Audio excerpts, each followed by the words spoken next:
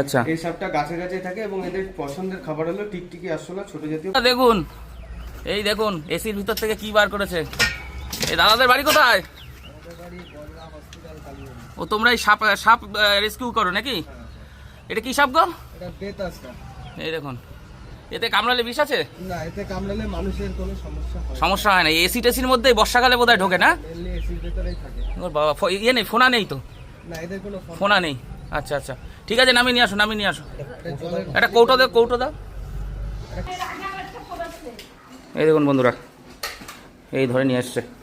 আচ্ছা, এটা কি সাপের কি বুঝতে এটাকে পারছি? বলা হয় বেতাছড়া সাপ, ইংরেজিতে নাম হলো কমন ব্রোঞ্জ বেক টিসলি। আচ্ছা এই সাপটা গাছে গাছে থাকে এবং এদের পছন্দের খাবার হলো টিকটিকি, আরশোলা, ছোট জাতীয় পোকামাকড়। আচ্ছা, এবার এরা বাসস্থান, যেহেতু বৃষ্টি হচ্ছে চারিদিকে, বাসস্থানের জন্য এসির মধ্যে এসি টেসির মধ্যে ঢোকে বেশি, তাই তো? এসির মধ্যে ঢোকে। আমরা আগেও পেয়েছি চাঁদপাড়ার সোনাটিকাটি বলে একটা বাড়িতে 5টা সাপ পেয়েছিলাম এসি। আচ্ছা, তো দাদার বাড়ি হচ্ছে হসপিটাল কালীবাড়ির কাছে, তাই তো? কি নাম? বাপ্পা সাহা।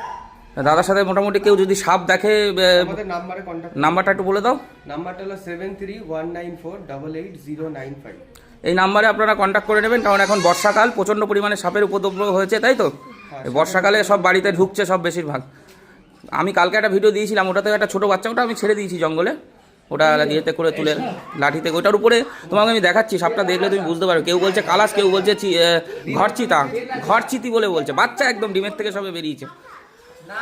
এ কামড়ায় না, কামড়ায় না, কামড়ায় না তা নয়, মানে বিষ নেই। এদের বিষে মানুষের কোনো ক্ষতি মিডলি ভেনাম। হ্যাঁ, এই সাপটা আমি আগেও দেখেছি, ওই ফার্মে দেখেছি, ফার্মে। এটা যদি কোনো টিকটিকি বা কোনো আরশোলা এদের কামড়ায়, তারা প্যারালাইসিস হতে পারে। তাই নাকি? মানুষের ক্ষতি হবে না, তাই তো? মানুষের কোনো ক্ষতি হবে না। ঠিক আছে, ওকে।